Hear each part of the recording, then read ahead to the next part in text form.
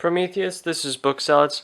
Due to recent events, I've been compelled to do this video, mainly due to comments such as, if you don't want to pay for gas, drive less, and if you don't want to pay for gas, get an EV. This annoys me to no end, and so I have a couple of questions for anybody who also wishes to state these kinds of questions, or just somebody who happens to know the answers to these questions. It would be greatly appreciated if anybody knows. The first question is it economically sound for most Americans to change to an electric vehicle? Can most Americans afford the extra $27,000 electric vehicle at the very cheapest? Question number 2, do we have the power for the new loads on the grid? Will the grid be able to handle that? Does the grid have the capacity for it? I think it should, based off what I found, but I don't know. Question number 3, can the grid remain stable with the power flux of an electric vehicle in the United States? Basically, with everybody going at 9 to 5, everybody is unplugging their cars at 9 a.m. and plugging them back in at 5.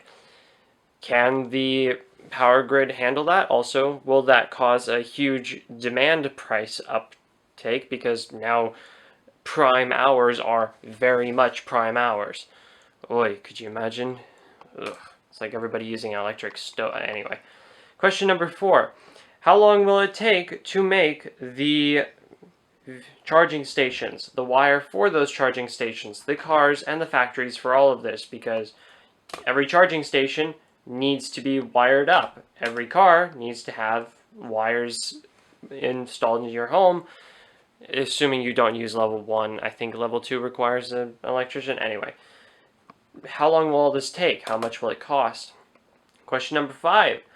How much will demand drive the price up in relations to the effects of mass production? Basically, the common manufacturing thing is the more you produce, the cheaper it gets per unit. But the question is, can that override the fact that everybody will be wanting to switch, not wanting, will be forced by gas prices to decide to, you know what, I'm tired of paying the gas prices. I'm going to drop the $27,000 on an EV. Can production keep up with it? Or will it be like new gas cars where you've got 3 months in advance and may or may not be able to produce it? Question number 6. Will we suffer an EV OPEC scenario? Please excuse the writing. I know that's not how you spell it, but whatever. Basically, with this question, my concern is that the EV markets will discover that it's cheaper to only produce a certain number per year and keep demand high, so that per every car, they pay more money. This will make the transition especially slow, but extremely profitable. Quite literally what the oil companies are currently doing, and so I'm wondering how long will it take before the electric vehicle companies decide to do the same thing, because it seems to be working for oil really well. Question number 7 is connected to question number 1, as we can see. If not economically sound for most Americans to change to electric vehicles, will the government incentivize change? Now, in this question, it's kind of tied to the government making it cheaper for electric companies, well, supposedly making it cheaper for electric companies, paying off tax breaks and whatnot. Will this properly incentivize the change? Question: if true, if number 7 is true and they will incentivize the change, will this result in raised taxes or, even worse, inflation to unoperable levels? In this case, the government incentivizes the change, so they remove taxes, but they print more money, which results in inflation, which then means that your buying power has decreased and they take more taxes and put you in a higher tax brackets and all the good stuff that is not so good. And question number 9. Would it be good for the environment to transport the large amounts of lithium from Bolivia, which involves the large consumption of water in a country that already has water issues? Cobalt, which I believe comes from, oh gosh, where does that come from? I think it comes from the DRC, the Democratic Republic of Congo, but don't quote me on that. It is from somewhere in sub-Saharan Africa, which has had nasty issues with child labor as of recent years, and nickel, which if I remember correctly is mined from Russia. I think Russia and China make up 50% of the world market on that one. So what would stop them from holding up the nickel or cobalt? I don't know about the cobalt, but work with me on this.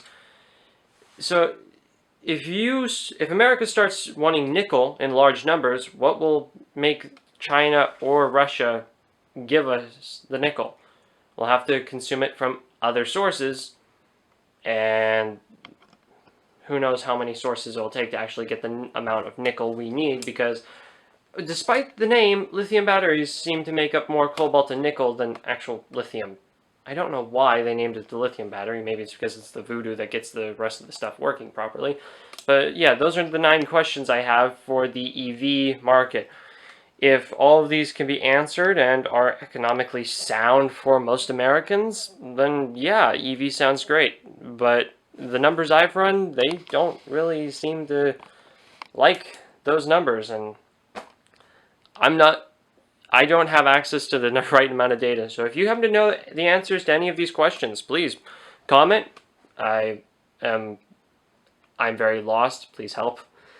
And if you happen to know, please by all means say something. Or if you're curious, try finding it yourself, because I don't have the technical skills for this. Please help me. Yeah. Thank you for watching. Please come back. Have a nice day.